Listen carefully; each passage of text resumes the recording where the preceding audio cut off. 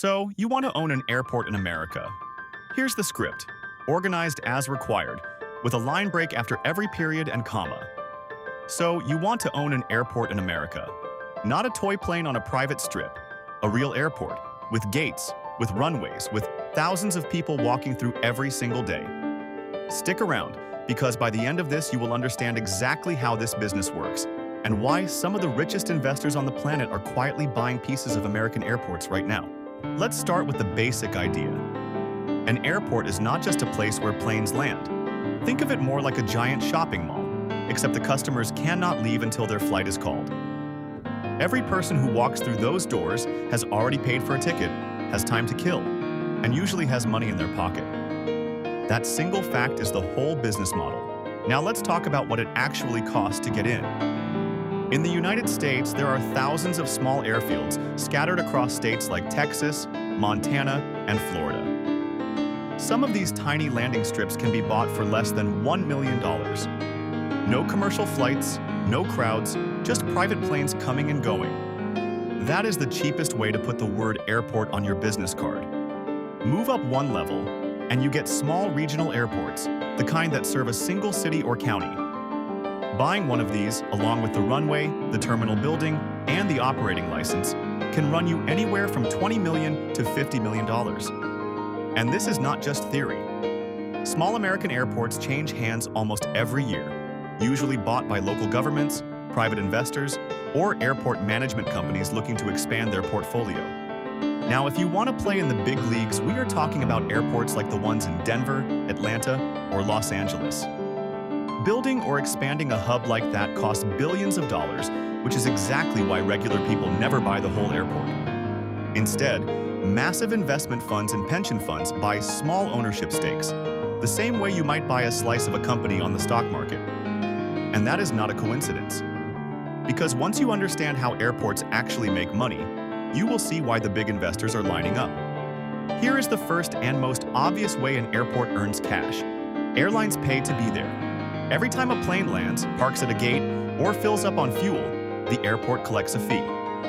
On top of that, every passenger who buys a ticket is quietly paying a small fee that goes straight to the airport, usually a few dollars, built right into the price of your ticket. Add all of that up across every airport in the country, and you get billions of dollars a year. Sounds impressive, right? But here is the twist nobody tells you. That money alone is not even enough to keep the lights on. Which brings us to the real moneymaker, everything else inside the terminal. Picture this. You land at a major American airport. Your flight is delayed 2 hours, and you are stuck walking past coffee shops, clothing stores, bookstores, and restaurants. You did not plan to spend money, but you are bored, hungry, and stuck. That is not an accident. That is the business plan. Airports lease every single one of those shops to outside companies, and in return, they collect rent, plus a cut of whatever that store sells. At some of the busiest American airports, this kind of retail and rental income makes up more than a third of total revenue. And it does not stop at shops. Parking is a massive earner too. Leave your car at a major airport for a week, and you can easily pay over $200. Now multiply that by thousands of parking spots that are almost always full. That is a small fortune, every single day, without the airport lifting a finger. And here is something most people never think about. Every time you order an Uber or a Lyft from the airport, part of that fare goes straight to the airport itself, just for the privilege of picking you up on their property. At some of the busiest airports in the country, that single fee alone brings in tens of millions of dollars a year. So between the airline fees, the shops, the parking, and the rideshare pickups, you start to see the real picture. An airport does not sell you a plane ticket, it sells you convenience, and it charges you for every single step along the way. But here is where things get real. And this is the part most people never talk about. Running an airport is brutally expensive. Even a small regional airport needs staff working around the clock, security teams, maintenance crews, and enough electricity to power a small town.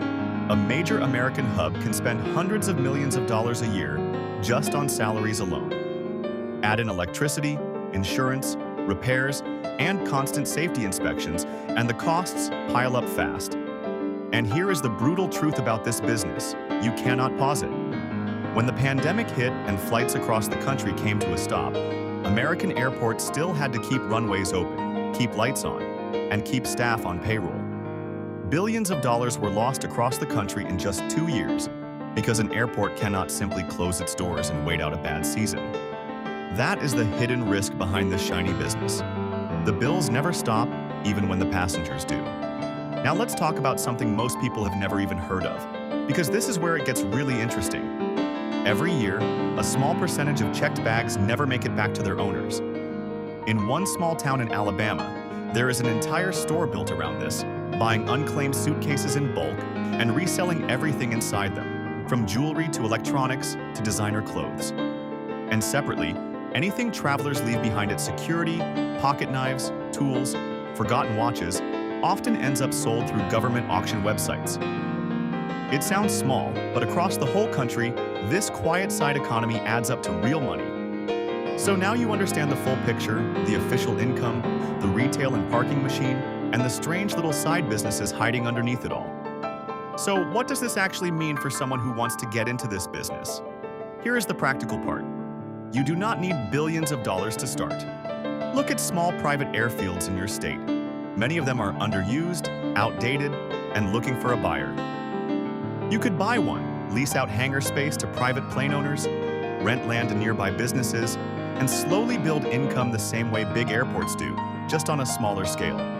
If buying land feels too big of a step, you can start by investing in companies that manage airport retail spaces, parking systems, or ground transportation services. The same businesses quietly making money behind the scenes at every terminal in the country. The lesson here is simple. You do not have to own the whole airport to profit from the idea behind it. You just have to understand where the real money is hiding. And that is really the biggest takeaway from all of this. An airport is not just concrete and runways. It is a business built entirely around one simple truth. People cannot leave until their flight is called, and while they wait, someone is going to make money from them. The smartest investors in America are not chasing airplanes. They are chasing that captive audience, sitting at the gate, bored, with time and money to spend. If you made it this far, you clearly love learning how real businesses actually work behind the scenes. So do me a favor, drop a comment and tell me which part surprised you the most, and if this opened your eyes even a little, share it with someone who needs to see how this industry really works.